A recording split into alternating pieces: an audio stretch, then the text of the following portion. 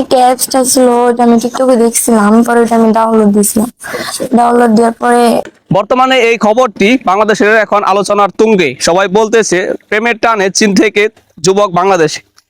এখানে যদি কিছু বলতে হয় তাহলে এটি পুরোপুরি সত্য হয় না, কারণ আমি নিজে চাইনাদের সাথে কাজ করি বা আমার অনেক চাইনিজ ফ্রেন্ড সার্কেল আছে, তাদের কাছ থেকে আমি অনেক কিছু শুনতে পেয়েছি বা শিখতেও পেরেছি। এরা হলো গিয়া মূলত এই ছেলেটার বাংলাদেশে আসার মূল কাহিনী হলো চায়নাতে ছেলেদের সংখ্যা বেশি আর মেয়েদের সংখ্যা খুবই কম। আর এই কারণেই চায়নারা মাঝে মাঝে দেখা যায় যে অনেক দেশে গিয়ে তারা বিবাহ বন্ধনে আবদ্ধ হয়। আর এই ছেলেটা এখানে যে আসছে এটা আপনারা দেখলে বুঝতে পারবেন যে ছেলেটার বয়স কম করে হলেও 30-35 বছরের এরকম হবে।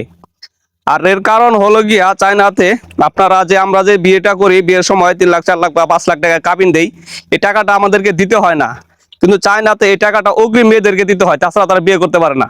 আর এই জন্যই চাইনিজ ছেলেরা যারা বিয়ে করে তারা সবাই দেখা যায় যে 30 বছর প্লাস হয়ে যায় তারপরে তারা বিয়ে করে। আর এই কারণেই তারা চায় না যে চাইনিজদের আমি বিয়ে করি। আর আপনারা একটা জিনিস লক্ষ্য করলে বুঝতে পারবেন যে চায়নার মেয়েরা কখনো বা চায়নার কোনো মানুষই শ্যামলা বা কালো হয় না, তারা সবাই ফর্সা ধরনের লোক।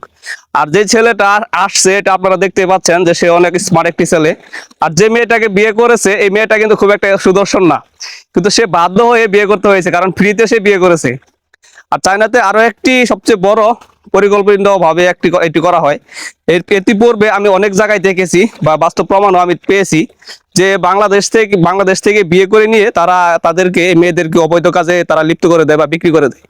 এখন আল্লাহ না করুক এই মেয়েটির কপালে কি আছে, যদি আমাদের এলাকার মেয়ে, আমিও ঘাটাইলের ছেলে, আপনারা জানেন এই মেয়েটাও ঘাটাইলের, তার জন্য দোয়া এবং শুভকামনা রইল, আল্লাহ যেন তার ভাগ্যে এরকম কিছু না রাখে।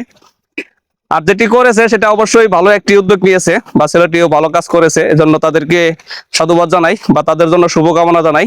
আপনারা সবাই তাদের জন্য দোয়া করবেন, তারা যেন অবশ্যই সুখী হয়। ধন্যবাদ সবাইকে ভিডিওটি দেখার জন্য।